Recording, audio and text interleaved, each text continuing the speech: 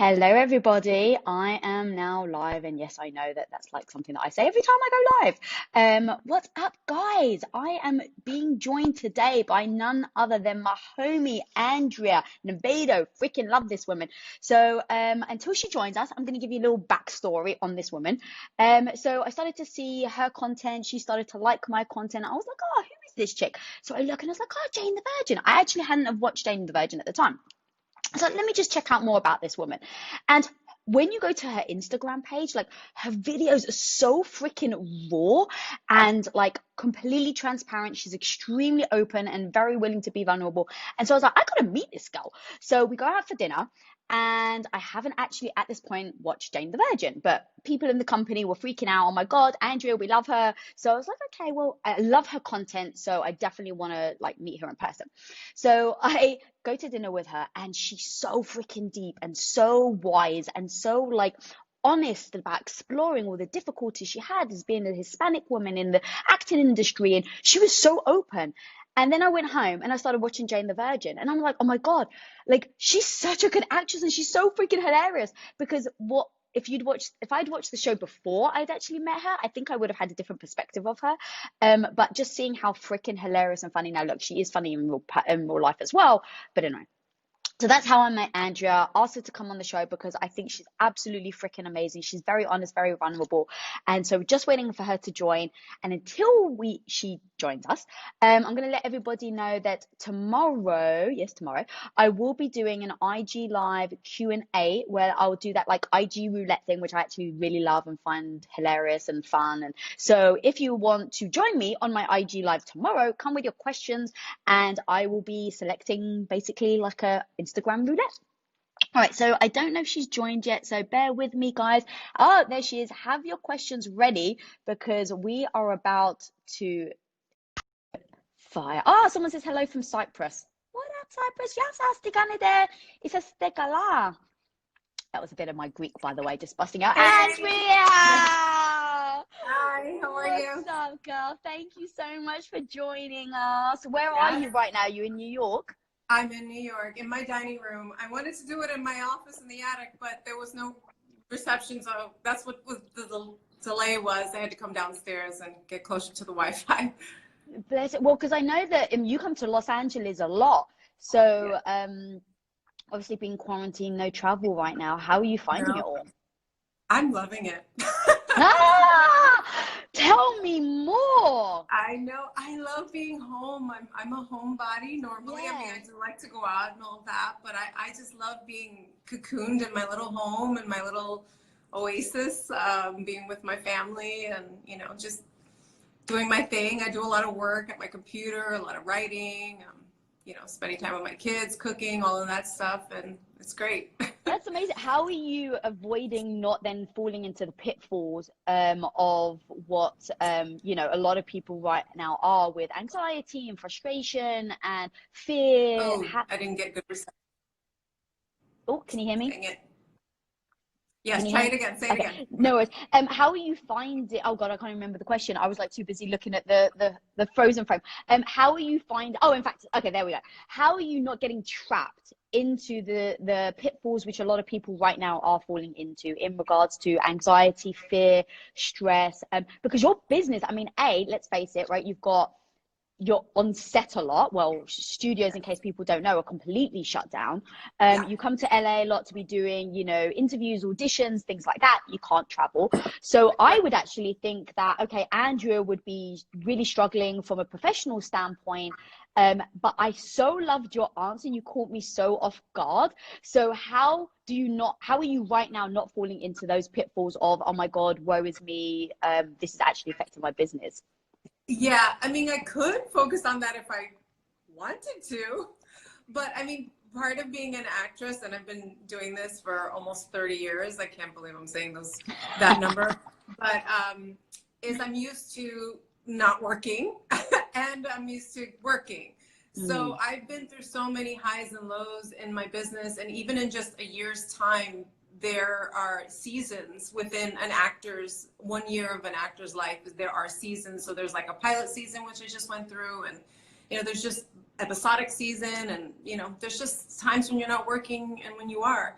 And so because I'm used to that, I'm used to having this open-ended day that doesn't have any real structure. And I've had to learn how to be disciplined enough to create structure in my life so that I'm not like all over the place.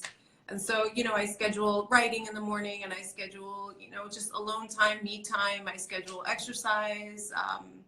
I schedule, you know, when I'm going to make dinner. I plan those things out, and I decide what I'm going to work on that day. And also you know, I have other projects that I'm working on that doesn't necessarily need me to be present at some place as an actor. So I love that. And did you ever see Karate Kid, the movie? yeah, So, you know, like I love basically it. the wax on, the wax off. It's like, why on earth am I waxing a wall until he gets into a fight and all of a sudden he's got the reflexes? It's kind of like you've been doing that this whole time, right? Like over these past years, it's like the rejection, the like having to stay home, the not working, then working. So actually this is kind of like your time to be doing, you know, your kick-ass kick right now. Yeah, I'm loving it. I'm totally loving it. So anyone that's joining, Andrea is answering questions live, guys. Drop in the comments below. She was just on Women of Impact episode. Check it out on YouTube. Girl, you're freaking amazing. You said something a second ago, and I don't want to brush past it because it was so powerful, and I wanted you to share your wisdom with everybody. You said, because Okay. I asked you the question on how do you not get trapped, and you said, well, it's a choice. You said it so much just like, well, it's a choice matter of factly, but did you always think of life as being just like, oh, it's one choice over the next? And then apart from that, how do you then go, it's a choice, even if one thing is pulling me maybe more emotionally, but I can still choose. And this is my life. And I choose to not go down that rabbit hole. I choose not to feel badly about myself. I choose not to look at the negative situation that is right now. How do you actually make that choice? What happens and how do you process that? Yeah, well, I mean, when I get to a state of feeling, when I notice, because sometimes you have to work on your awareness muscle, and I've been working on that one for a while. And when you get to the point of being aware of yourself at some point, and you go, why am I feeling so bad? Or why is my chest tight? Or, you know, why am I unhappy? You have to pause and stop and say, well, what is my thinking? Because usually it's your thinking that's putting you in that state, that not feel good physical state, and not feel good emotional or mental state. And so that is, I'll catch myself and I go, oh, what am I thinking? When did this start? Why did I start feeling this way? Oh, well, I was thinking about that I haven't worked in a long time, and I looked on Instagram and I saw so-and-so was working, or whatever. I'm just trying to think of an idea. Yeah, you can go on social media on Instagram and just look at like everyone having this amazing life, and you can feel like such crap after you get off of it, you know? And so, you know, it's working on that awareness muscle, and then being willing to dissect it and figure out how you got there, why it started, and what is that about. So that's really, to me, then you can decide at that point whether or not you're going to continue to do that. I do want to say, you reminded me of something. The first self-help book that I ever read was called Choosing Happiness. And I think I was like maybe 24, 25 years old. And my boyfriend at the time's mother had it on her bookshelf, and it just stood out to me, you know, that title. And I was like, wow, the concept that you could actually choose happiness, it never occurred to me. And so it was the first book that I ever read, and about self-help and internal emotional life and all of that. And it really opened up a whole world to me of options that, and put the power in my hands in terms of my life and my happiness or unhappiness. I freaking love that, girl. All right, a lot of people are asking questions. So guys, keep dropping them in. I'm going to be asking Andrea live, and then also let us know where you are tuning in from so we can do some shout outs. All right, so this question is from Zahra Sikuro. How do you reclaim self-worth? Well, it's a never-ending journey, it feels like, I must say, but everyday baby steps. You know, one of the things I talk about on my social media is that I love to journal. And that's one of the ways that I kind of go inside and explore and find out what makes Andrea tick, what makes her happy, unhappy, what's going on in her life, what are the choices she's making, what are the choices she's not making. And I really try to take care of myself in that way. I also do it through therapy. I do it through exercise. These are all ways. I mean, each and every day we can stop to do some sort of self-care. And when you stop to do self-care for yourself, that is valuing yourself, that is choosing yourself and putting yourself first. And that is basically how you do it. It's actually an action. It's love, loving yourself. Girl, I love that you said that you're doing it every day. And I think that's so important for people to hear, because people work on something. It's not like a goal where you get to the finish line and then you cross and you're like, yay, I'm done. It's like, Right. at least for me, it's definitely like this, like ebb and flow. And I go too much over to the other way and then I come back. And then I go too much over the other way and then I come back. But that's so powerful that I really want people to hear, because it is an evolution. And what I want to actually talk about until people dropping in questions, but I actually have a question for you. So you said that you journal. Talk to me about your journaling, because I think I remember you saying that you would go back and read old journals and see how much you have grown, if you have grown, if there were things that you're repeating in each journal, which is an indicator that, oh, like, I need to change this. Talk to me a little bit about that. Well, one of the reasons why I love journaling is because I don't have the greatest memory. And so I can go back and see what I did, what I was thinking, how I was feeling, what the interactions were in my life with people and relationships and things like that. And so I have several journals, but the oldest one dates back to 1999. And it's been so helpful for me to go back and read over what was happening at that time and kind of see a through line in terms of actions and choices I made at that time and how they played out and affected my life as it played out, so present. And the other thing that I've been able to see in my journals are patterns of behavior, cyclical patterns, and more unhealthy patterns that I've been living. And sometimes there are light bulb moments to go, oh my God, I've been living this way or making these choices, or I've been unhappy for this long, or whatever the case may be, or I've been beating myself up for this long. Like, oh, maybe it's time to stop beating yourself up, and maybe it's time you got to do something different to make your life better, to make yourself happy. And these are all the things that I see in my journaling. I love that, because so many people would try and run away from it, right? Like, you try and forget it, you try and ignore it, but you've lent into it as a method of self-improvement, which is freaking awesome. Because I think people try and block it out. They try and like, oh, I'll just forget about it, I'm going to keep going forward. But I've never ever seen that work. Yes, and you know what I want to say, and that brings me to this whole Corona moment. I feel like the silver lining, and a lot of horrible things are happening, and praying and hoping that people are healthy and that we all get through this. But one of the blessings or the silver linings that I see is it's like the universe or God or whatever it is that you believe in pressed the pause button on us and have given us an opportunity to really stop and be with ourselves and be with the people that are most important to us, and be with our problems. I mean, I think as a society, as a modern society, we're always on the run, we're always on the go, and it's like, what's the next thing, what's the next thing, what's the next thing? We distract ourselves so much, we never get an opportunity to really pause if we don't do it for ourselves. I mean, that's why meditation is a self-imposed pause, right? We need these pauses to stop and be with ourselves. It can reduce a lot of anxiety if you could just stop trying to keep going.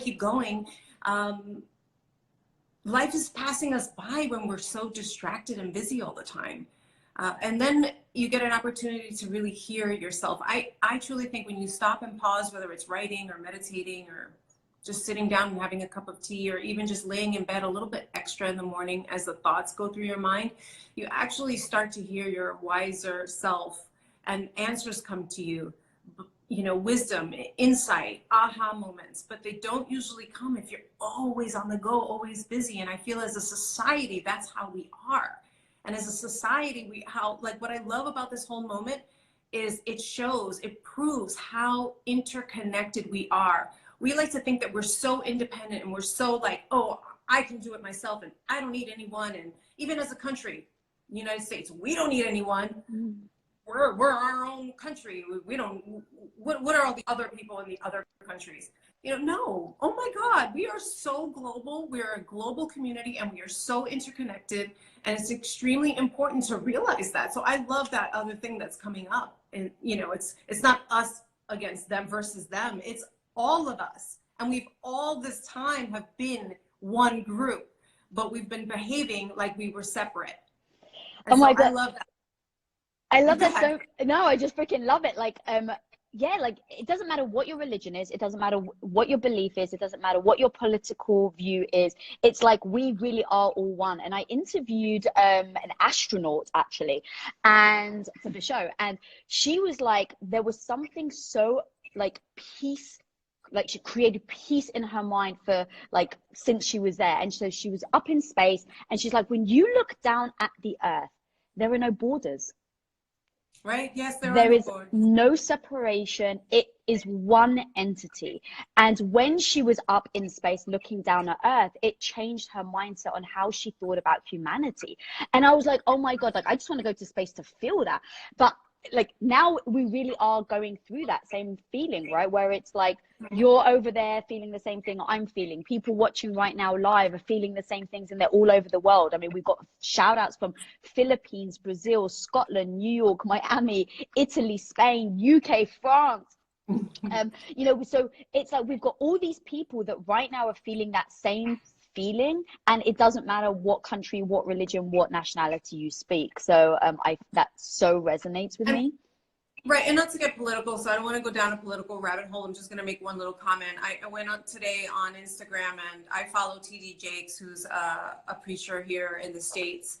And he's so incredible and insightful, and I love a lot of the things that he has to say. But one of the things he talked about was how this moment in time with Corona is, it has shown how we are all one in a sense, but at the same time, everyone stopped fighting right now, fighting against each other. Who's, you know, political parties aren't necessarily fighting so much, you know, who's weapon and this and that. The focus is completely off of that stuff.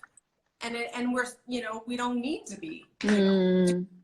And so again, I don't want to go down a political road, but I just thought that was a cool way of looking at it.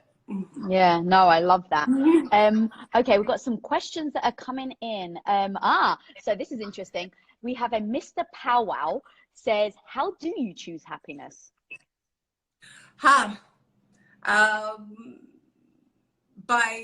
It's not just like a moment, it's a process. Right. Right? I wish that I could say, you know, I'm just gonna turn this button over and press this button over here in my head, and I'm gonna turn off that unhappy button and I'm gonna turn on the happy button. It's a process. It's a daily process. It's working on yourself and all the things that I mentioned with therapy and exercise and reading self-help books, nutrition. These are all the ways that I choose happiness, because when I'm putting good things into my body, it makes me feel better. When I'm exercising, that's making me feel better. When I'm putting good information and positive information into my mind, that makes me feel better. When I'm giving myself an opportunity to write and get my feelings out on paper, that makes me feel better. When I go to therapy and I have a professional who has great insight and wisdom and helps me to see things in myself that I can't see on my own, that's making me happy. So there's just innumerable ways that you could do it. But I like, well, what you're saying though is you've identified what actually makes you happy. So I think that it has to start with that. Identify what are the things that are going to make you happy, because then you can choose it with every action you take every day, right? So it's like if I know happiness to me means freedom creatively, then I look at my schedule and I say, have I actually allocated that time in my day to be creative? Because if I haven't, then I'm not working towards happiness. So I kind of set that goal. What is your happiness goal? Then every day it's like, am I serving that goal or not? And so if you're frustrated, yeah, I want to say, you know, that I struggle with depression. You know, I have this sort of like low-lying depression often.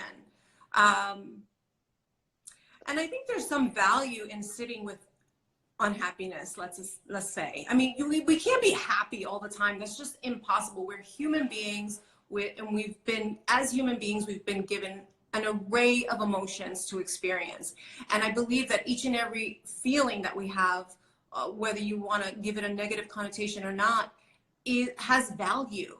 Like if I'm angry, I have to stop and think, well, why am I angry? And what was it that triggered me to be angry? And if you really explore it and find out, you could learn so much about yourself. You could heal yourself in so many ways if you are brave enough to sit with it. A lot of times anger is really a cover-up for sadness or guilt or fear. So I think that we don't have to walk around being happy all the time. I think, you know, if you look at a trajectory of a person's life, maybe over a year's time, you would like, you know, the goal to be majority feeling good and happy. But there is value in the so-called negative feelings. And I think it's worth exploring and worth sitting with. And it's scary sometimes and super uncomfortable. And most of us distract and run away from those negative feelings.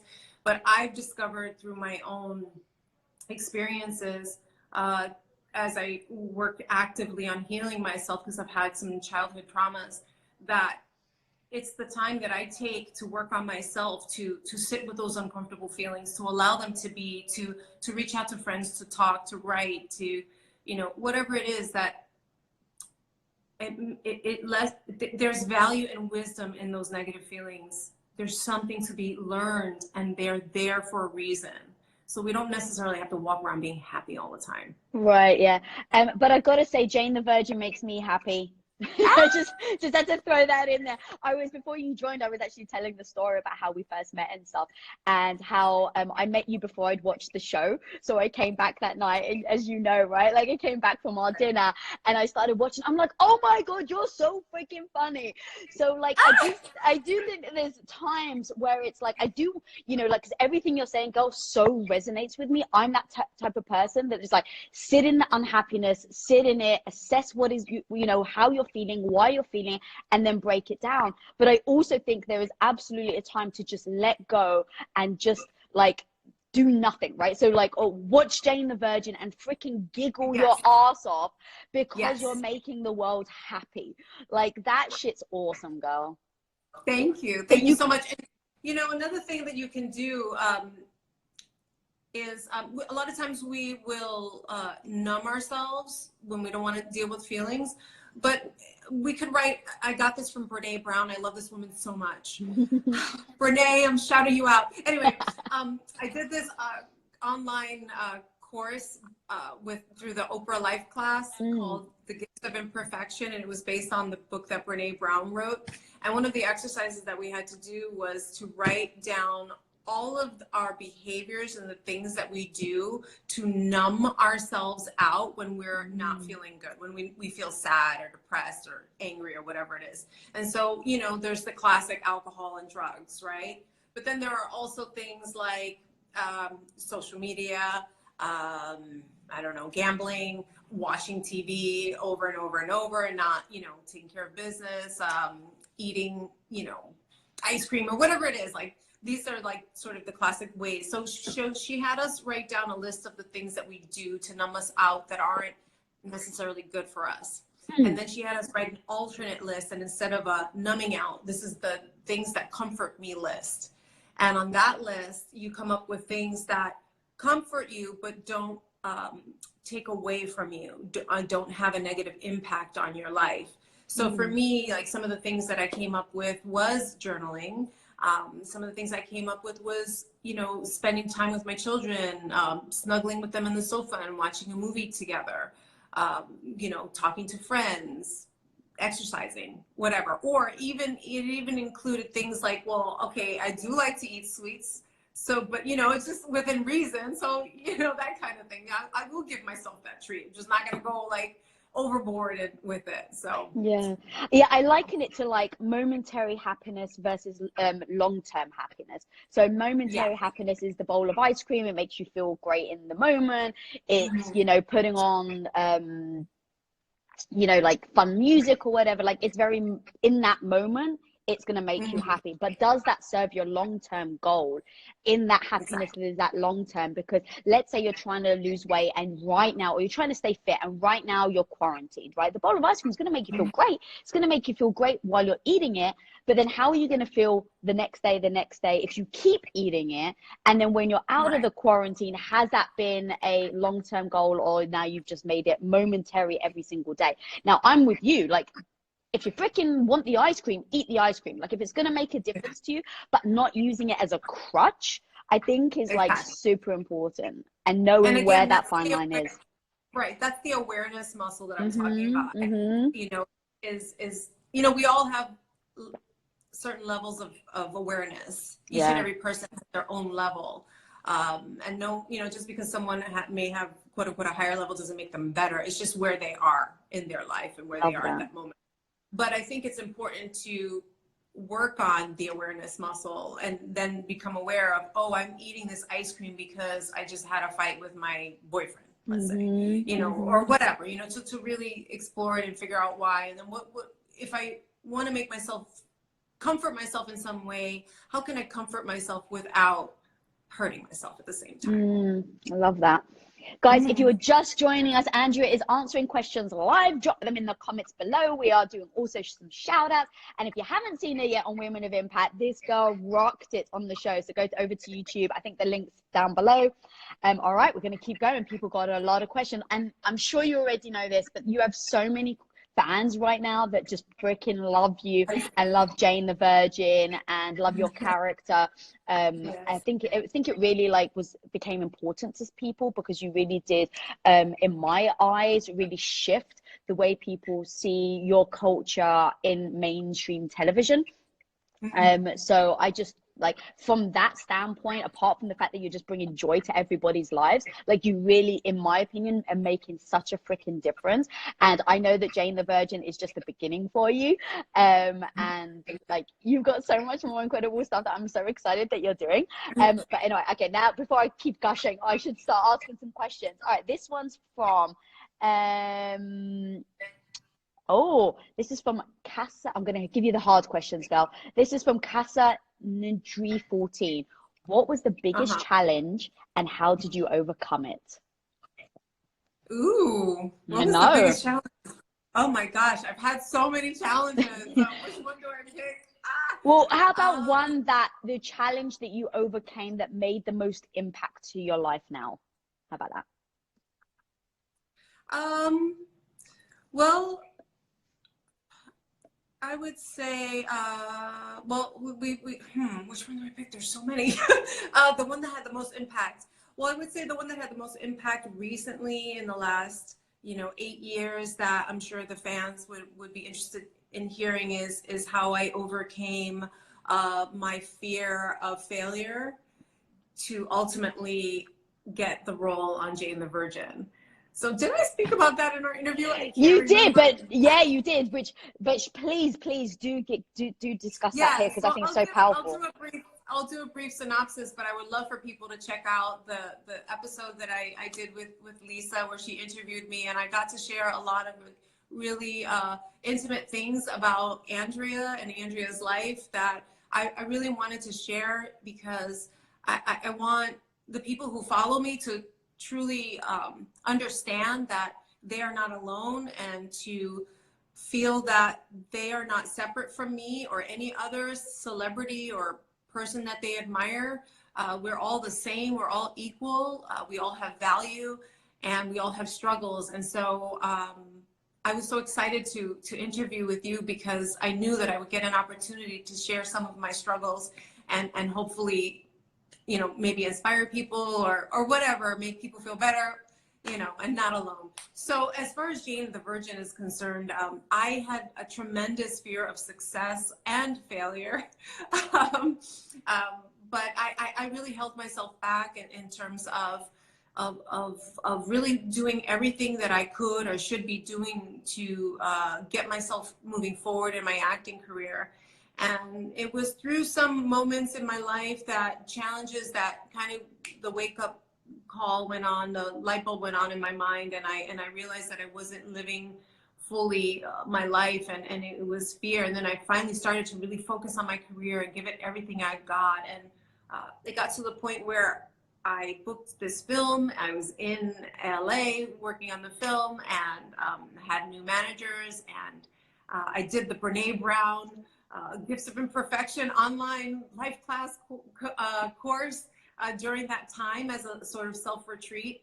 And I wound up, my managers wanted me to fly back from New York after I did the film. I had to go back to New York and then come back, but my in-laws were sick at the time, and it was a big strain. And then my father-in-law passed away, and there was this whole big thing, which I'll talk about in the interview.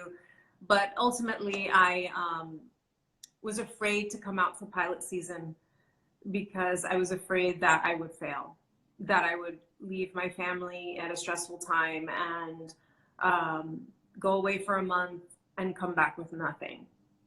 And then that would equate failure, and that would equate that I had no value. So this was the number that I did on myself in my head.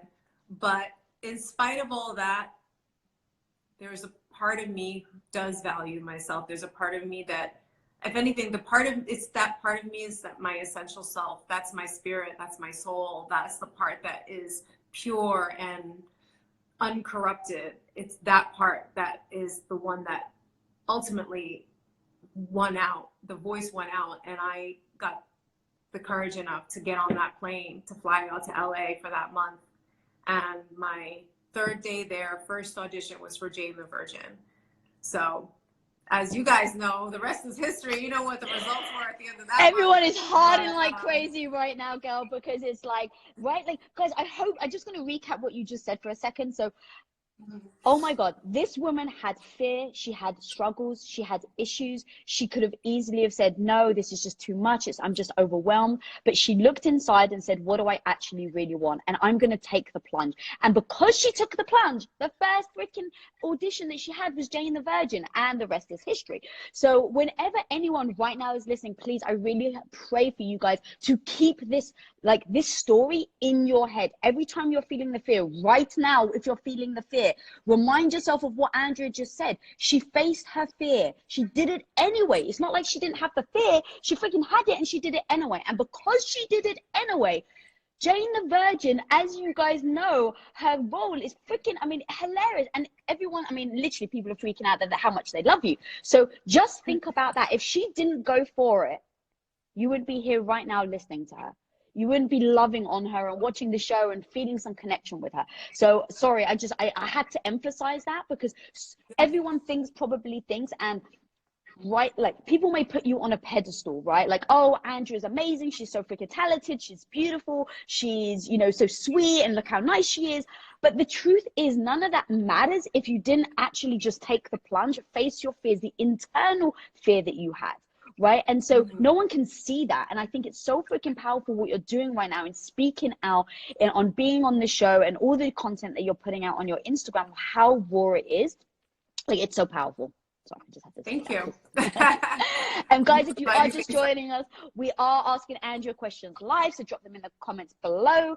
And we're also doing some shout outs, so let us know where you're tuning in from. Okay, let's have a look. All right, this is from Feeling Elated. How are you able to be so vulnerable and open about your experiences?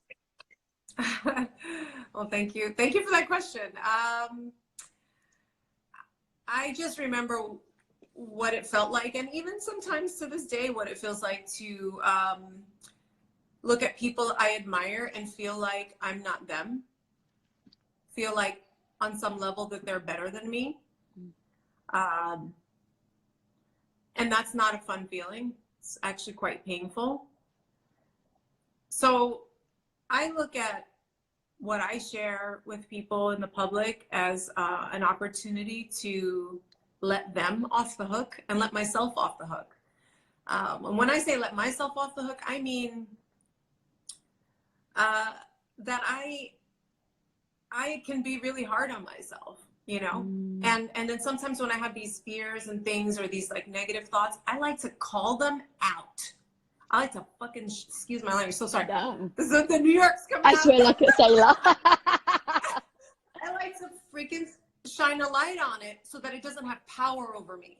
Because if we keep it inside, that's why I journal, exercise, everything, therapy, whatever it is. If we keep it inside, it rules us and it stops us from succeeding.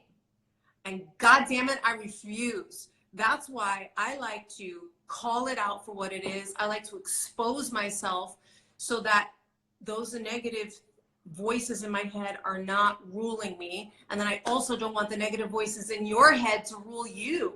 And so if I expose my, I guess, ugly or my shadow self or my whatever, you know, my fears, if I leave myself vulnerable, I feel like it's going to give people who are watching the opportunity to take a look at themselves and be brave enough to let it out too. So that way it doesn't rule them. I freaking love that. And also, when you said letting yourself off the hook and other people, so we're both massive fans of Lisa Nichols, and one of her freaking quotes is, "Don't make me extraordinary to let yourself off the hook." And when I say that has been life-changing to me, that quote, because what it means is, don't look, like, as an example, don't look at Andrea right now and go, "Oh my God, she was so lucky because she was born beautiful. She's so lucky because she's born talented," right? No, look at this woman and say she's had to work her freaking ass off to get where she is. She had to face her fears. She had to cultivate her craft. She had to, you know, look at herself nakedly and say, what are my inadequacies? Where am I struggling?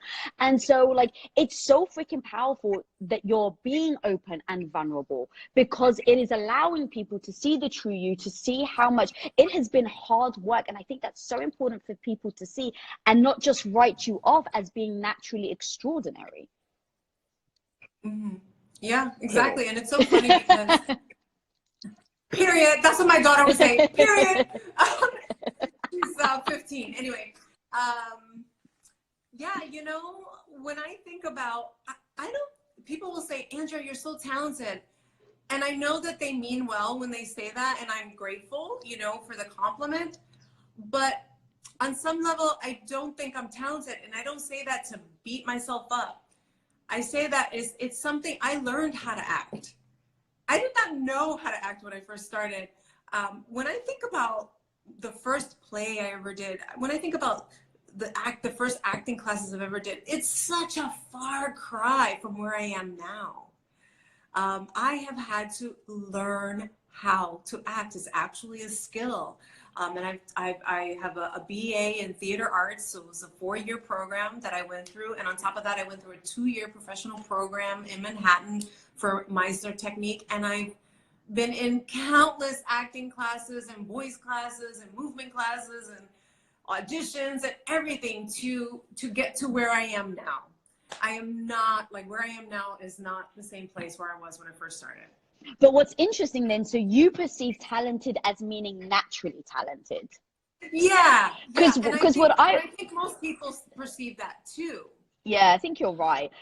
What I would do, as you were saying it, I was like, how should you actually respond? Because you are extremely talented, but you've had to cultivate it and work hard at it. Yeah. So I would say next time someone tells us, "Oh my God, you're really talented," we both have to make a pact though. Our response is going to be, "Thank you, I've worked hard for it." Yeah, I like that. Thank you, I worked hard for it. Because, like, even take Michael Jordan, people are just like, "Oh my God, he's the most talented basketball player to have ever lived." Well, let me tell you, if he was born with a certain talent, I actually believe that some people really are born with a certain talent. So let's say he's born with a certain talent of being able to eye the ball. I'm not actually very good at basketball, but let's just say, like, he's very talented to be able to hand-eye coordination. There we go. But let me tell you, if he never picked up a basketball, if he never went outside, if he never put in the hours, you wouldn't know who Michael Jordan is.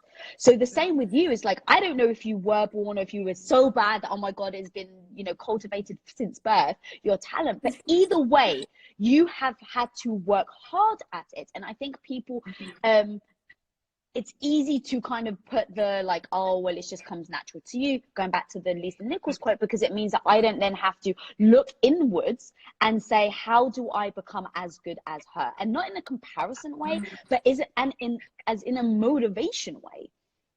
And the other way is, if someone wants to give a compliment, and say their desire. Not that I'm asking people to do this, but I just think, what's the flip side of that? What would the person giving the compliment say? And this is what I'm thinking. Damn, girl, you got mad skills. You got skills, girl. All right, so that's what we're gonna say. You got mad skills, girl. I got mad skills. Damn straight. I worked hard for it. There you go, right? But like, look, I do think, I don't want to just say women, but I do think women are much harder at doing that, right? And so I think that everyone watching right now, man or woman, if anyone gives you that compliment or tries to dismiss you as being naturally talented, we're all going to make a pact that our response is going to be, thank you, I've worked hard at it, period. Yep. Period. All right, we got so many more questions, so many more shout outs to Greece, Brazil, Indiana, Canada, Belgium, France, Massachusetts, and Tokyo. All right. Thank you guys for joining us. You got a lot of fans, girl. All right, so we're going to keep going with the questions. If you're just joining us, we are asking Andrea questions live. Drop them in the comments below. Someone randomly asked, I saw it go, which I'm not actually quite sure. They asked if you speak Italian. I'm not sure why they asked that.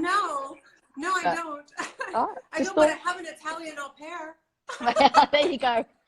No, but seriously, actually, I was in, 20 years ago, I was in Italy, and because I speak Spanish, you know, I kind of have an ear for Romance languages, and I was practicing in a phrase book, an Italian phrase book, on how to get to the piazza. I had to tell the taxi driver how to get me to the piazza, and I had to practice that phrase over and over again, and I drilled it so much that it was like flowing off the tip of my tongue. So when I got in the cab to tell the driver, I forget what the line is now, so forgive me if I screw it. The piazza per piacere, whatever it was, but I said it really good at the time because I practiced it so much that he goes, oh, Romana, he thought I was Italian, and I'm like, no, I'm not Italian. Well, you fooled me, girl. You sounded Italian. That sounded perfect. On point. Thank you. All right. So we've got a question from I have got to say, Casa Nadria 14 is asking an amazing question. So I'm going to hold the other question though, because I want to try and find someone else. But that was a really good question that I've got next to me here. All right. So Alexandra wants to know, do you meditate daily? When did you start to notice it? And if you did, when do you start to notice the difference from meditation? So to be honest, I don't meditate daily. I do meditate periodically. There was a time where I did like a 90-day challenge, and I did it. I had to actually hit the reset, especially because I told my son, so he held me accountable for this challenge that I did. I did this challenge. I don't know if you know who Light Watkins is, but he's sort of like a young modern guru for meditation. And I read his book called, what is it? Light something. Oh no, Bliss More. Bliss More is the name of the book. So I did this 90-day challenge based on this book. And if you miss a day of meditating, you got to start from day one. You gotta go all the way back. Oh yeah, I was like, oh man. So there was one day that I missed, and my son was like, oh, are you gonna start all over again? I was like, yes, I am. But anyways, I did it for the 90 days, and I found that my days went smoother. I found that my emotional state was more even. I didn't get ruffled as much or triggered as much by certain things that might upset me. It didn't affect me as much, you know. So I just had a lot more calm sort of perspective on the world. Yeah, so that's how it affected me. This is a little noise coming from the background. Sorry, I'm on Instagram Live, everybody. Be quiet. Shut up. No, I'm just kidding. Oh my God, I love you so much. So what was I saying? Oh shoot, where was I? Meditating, you did the 90 days. Oh, I wrote in my journal like recently how I was meditating, but mostly thinking / meditating, because I find that I'm meditating. When I'm meditating, I'm doing a lot of thinking. But what I've learned is that even if you get into a state of sort of what they call no mind, or sort of like quiet, even if it lasts for 30 seconds, that was enough. And if the majority of the meditation was thinking, and you keep having to pull yourself back to your focal point, whatever your focal point is, that's meditating. It's the exercising of the muscle to bring the focus back. Bring the focus back. It's not trying to maintain a quiet mind the entire time. That's not the goal. The goal is to bring the focus back. And that helped me so much. It made it so much easier to not beat myself up. Oh, I'm thinking again, you know? No, oh good, I'm thinking. I just noticed that I'm thinking. That's meditating. Let me bring it back to the focal point. Yeah, I love that. Tom actually made up a word and he calls it thinkitate. Thinkitate? So he basically says he goes into deep meditation. So he's very good at it, and I'm still trying to learn, but he goes into deep meditation. And then there's something about the brain, and I'm not very in tune with like the neuroscience behind it, but he actually does. And he's like, well, there's actually phases that your brain waves go through. And he's like, so he pushes himself into meditation, and then he allows himself to come out of it, but in this middle phase, like you were saying, where he's thinking so much, but it's in this super peaceful, non-noisy you know, atmosphere. So he calls it thinkitate. Yeah, that happens to us naturally, like when we're showering or driving or just waking up or just falling asleep. Those brain waves, I forget what they're called right now, but those are the brain waves where it's sort of like your most wise and insightful things come to you in those times. I actually just saw a question go by that I think is really good. I want to ask it. It's from Carisadorn Music. Have you ever dealt with self-sabotage, and what is your main tactic to get yourself to stop? Oh my goodness. Yes, absolutely. I probably self-sabotage every day. Like when I say, oh, I'm not going to eat any carbs today, let's say, for example, and then I'm going to find myself doing it. So that's sort of like a small example of self-sabotage. I mean, there are other things where you know, interrelational, you can self-sabotage. Like, let's say you're in a romantic relationship and you do certain behaviors or say certain negative things to someone you actually love, because unaware to you, what's driving the ship behind all of that is some unhealed issues from your childhood that are driving the ship. But again, I'm going back to that awareness muscle. That's going to be my answer for the rest of the time. The awareness muscle. If you work on your awareness muscle, work on being aware of what you're doing, why you're doing it, how you're doing it, you can circumvent the self-sabotage.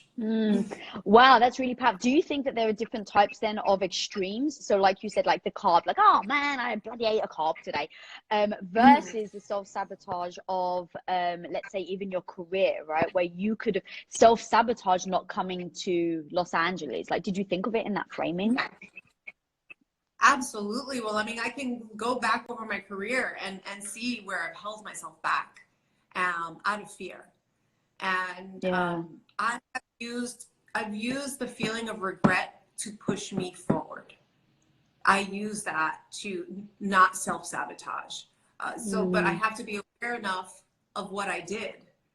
So there have been times where I've held myself back from doing theater auditions because for some reason in my mind, I built up theater actors as this, like, I put them up on this pedestal, and I put like the theater up on this pedestal as like, you know, that you have to be so good to be acting, you know, doing theater. And so I would hold myself back for years and just focus on TV and film because I felt like, oh, I could do those, but I couldn't do that. Isn't that sad? That's just so awful. Oh, it's staying in the comfort zone though, right?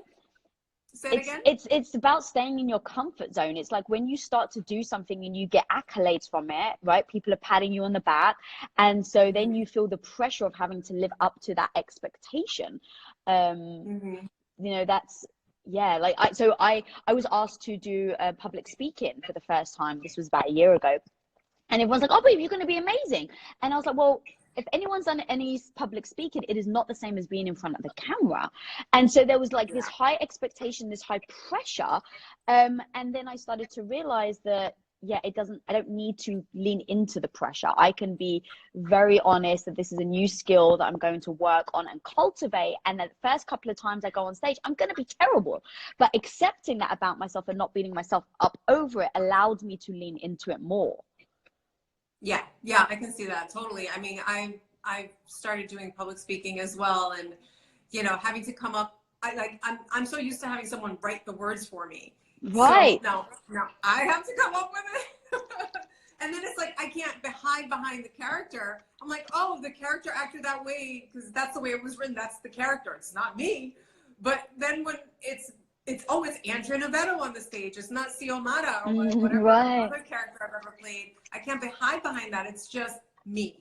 And these are the words that I chose to say or I chose to write. And, you know, you just leave yourself so exposed to judgment and criticism. But, you know, I just feel like the lesser of two evils is showing up because the feeling of regret is so awful. Yeah, God, I love that. The fear of regret is worse than what my mind is telling me the outcome's going to look like. I know that you've got so many fans that watch Jane the Virgin right now on live. They're asking a lot of questions about Jane the Virgin. So I would love for you to share a story, which I think is so freaking powerful, about Jane the Virgin. So talk to me about facing your fear. I don't actually know if you had a fear of this, but you were very, did the Americans say ballsy? Like you had guts. You were ballsy. Did they say that? Yeah. Okay. So you were very ballsy when you were doing the table read. So you go over to, I think it's the producer's house, and you're doing the table read.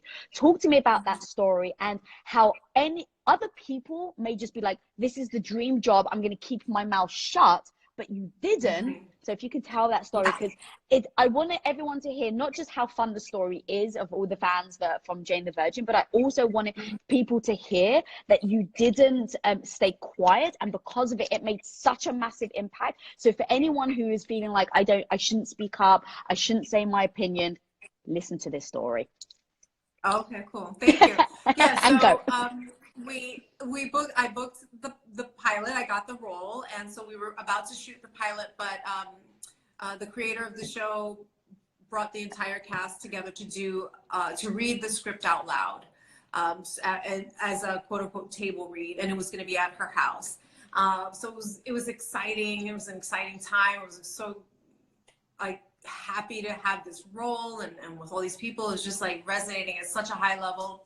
So we get there, we read the entire script, and then we start to discuss it with the creator.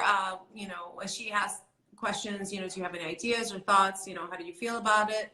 And at the time when the script was, the original pilot had the grandmother, Alba, was speaking in English. And sometimes Jane was speaking in Spanish to her. And it just didn't make sense to me the way they had it. And so I was nervous to ask this or suggest this. And I was like, I have a little suggestion.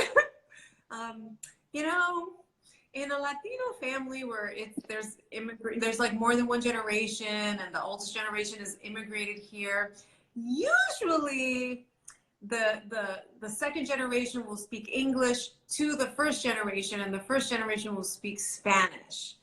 So I'm just feeling like Alba shouldn't speak English. She should be speaking Spanish, and Jane should be speaking English, and I should be speaking English. And they took that note. They said, okay. And they were concerned. The network was concerned that no one was going to want to read subtitles. And so she said, we've been debating on what to do about that. And she goes, thank you for saying that. And ultimately, the network took a risk and had the Alba character, as you all know, speak Spanish. And it was one of the best things that they did in terms of the series. And so many people, non-Latinos alike, loved that aspect because first of all, it made it authentic. Second of all, it told the story, an immigration story right there, just through the dynamics and the talking. Two, it included any other country that has immigrated to the United States. It included their story as well, so they didn't necessarily have to be Latino. So that was a great thing that they did in making that decision. Yeah, girl, like that from somebody who, being from England and Greek, it's a world I don't necessarily know. So when I was watching the show and heard the story behind it, I was like, wow, that is so powerful that somebody like me wouldn't have known any different. But people in your culture and community, I think it resonated with them and they were like, finally, someone that actually is talking of how we really are. And I like it when you can impact culture, girl, that's like, I mean, beyond powerful.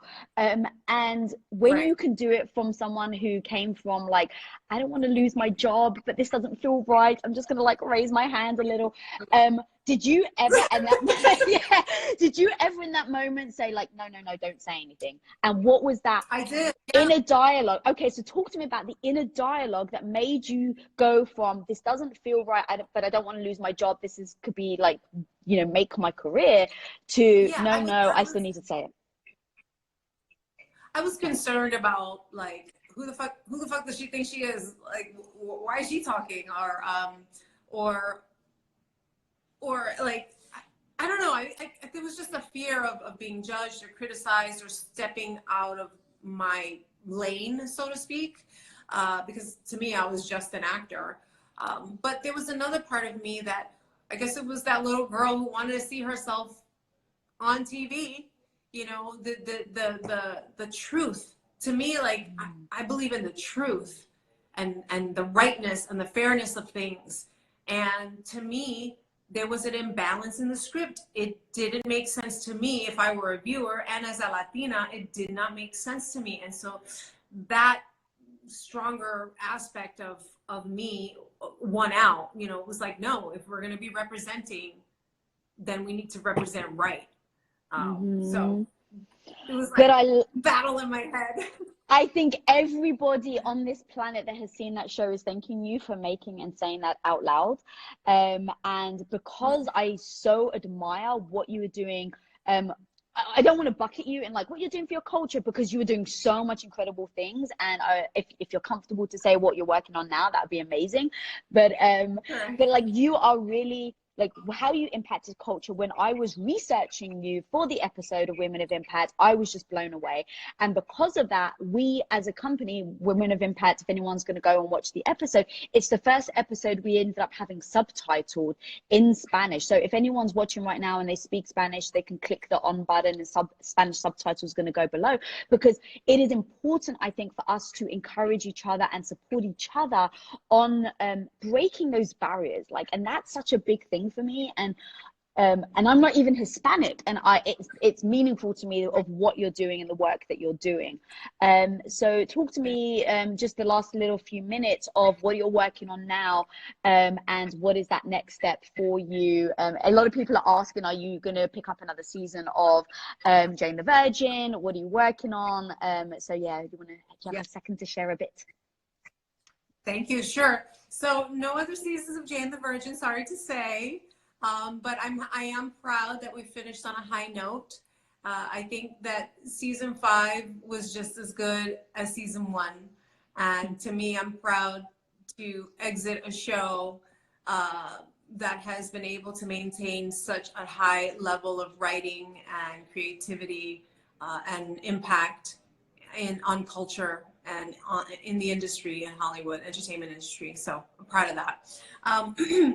As far as what I'm working on now, I am actually working on a book. So it's weird.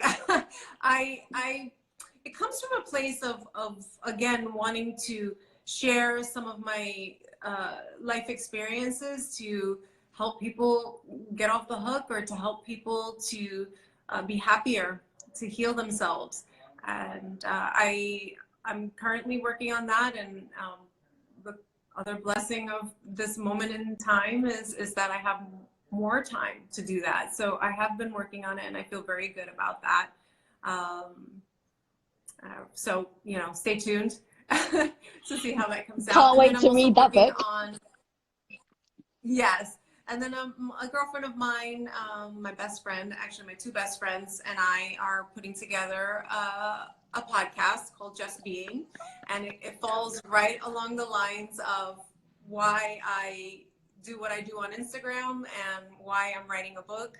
And it's a talk show to give to sort of expose ourselves, talk about certain topics that are raw and honest and truthful, and it's about just being, which is what the title is, just being yourself, and not putting on all these sort of like layers of what we think we should be doing, and instead letting us off the hook to be ourselves. So that's what that show is going to be about. And then I've got some other projects that I'm working on, a pilot that I would star in and produce. So working on that. Actually, there's 2 of them. I like how you just go unproduced. I'm producing, directing. See, that's amazing. Oh, well, you know, I'm going to be straight up honest with you. I am so scared. And I feel, no, this is even more honest. I hate to say it this way, but I'm going to say it. Because I know you're going to tell me, don't talk this way, Andrea. Because I already know you now by now. I don't feel qualified. I don't feel smart enough. I really don't. That's the truth. To write the book, but I'm going to do or it to anyway. do the podcast? Or... Well, to do the directing and the producing. And even the writing of a book. Like, to me, to say that I'm writing a book is just, that was huge. That was like, just to say that I was doing that.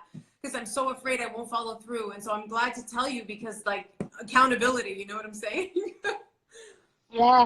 And I love that you know me so well, because yes, my response is going to be, Andrea, once upon a time, could you not walk? Could I not talk? Not walk. Not walk. Yes. There was a time that I could not walk. Okay. And there was a time that you couldn't run. There was a time that you couldn't manage your bladder. Right? We were all babies. There were moments where we can't even hold our own heads up when we're born. So the fact that we can hold our head up, walk, you know, make it to the restaurant on time, hopefully most of us, means that we can learn anything. And as babies, we weren't taught, right? Like, or we weren't told that you shouldn't like keep getting back up. It's like you try and walk, you fall, you get back up, you try and walk, you fall, you hurt yourself, you cry, but you still manage it. And so when it comes to this it's like you don't even have to know it. I believe in you, and I believe in who you are, that you're going to follow through. And even if you fall on your face, you're going to keep learning, you're going to ask the questions, you're going to reach out to people. And so I love the fact that actually right now you don't know what you're doing, because all these fans that you have following you can actually see that process. And when I say that can be the most powerful thing, it can be so beautiful and powerful to say, oh my God, you know, because like what we were saying before about people just dismissing you as talented or beautiful or, you know, smart or articulate, all these things that people may be dismissing you, I think you have shown, because they're only seeing a picture, right? They're seeing a picture of who you are now. Oh my God, she's amazing, she's so funny, she's got a great show, she's so successful, blah, blah, blah. So they're seeing that picture of you, but they didn't see who you were before. And what's beautiful right now is they're seeing the person who you're starting from. It's like, I have no idea what I'm doing. I've never produced. I don't know how to direct. What am I doing? I don't know how to do a podcast. And so if you're able to be transparent and show that all along the way, girl, that's like so freaking powerful to people then finally see when you've made a movie, when you've been doing this podcast for a while, and people are coming to you like, anyway, I think that it's absolutely beautiful. And the fact that you're honest about it is just another reason why I think people need to follow you immediately and watch everything you're doing. Because let me tell you, girl, I'm going to save this video. And in a year, it's like your journal. In a year, in 2 years, we're going to watch this together. And you're going to be like, and you know that I think about yourself, that even though you have the fear, because I think you got the win before, right? You had the fear, but you did it anyway, and look what you achieved. So having that win, I think, allows you to then take that next step in trying something new. And I hope people also hear that. It's like, do something small. Obviously, you know, Jane the Virgin was not small, so you know, but if you're scared about something, try something small, get that little win, and keep going. And then use Andrea's stories, guys. Use everything she just freaking shared with us right now as a perfect example of how you don't have to know everything to try something. So exactly. Thank you. Therapy, guys. That was a therapy session right there. Yes. So guys, if you know, we did just release an episode of Women of Impact with Andrea, and if you are Spanish speaking, we did subtitles especially for that episode, so go check that out. definitely make sure that you keep following this woman, because she is one to watch. She's as normal and natural, like off screen, as you see her right now. So that's just another reason I freaking adore you, girl. Any parting words to people watching? Yeah, you know, love yourself, take care of yourself, put yourself first, and be brave. I love that. All right, girl. Yeah. Well, thank you so much for joining me. I simply adore you. Thank you. I'm so grateful you asked me. Of course, girl. Let's stay in touch, and we'll be, yeah, definitely one to watch this woman here, guys. Thank you, sweetie. All right. Thank you. Bye. Peace out. Bye. Bye.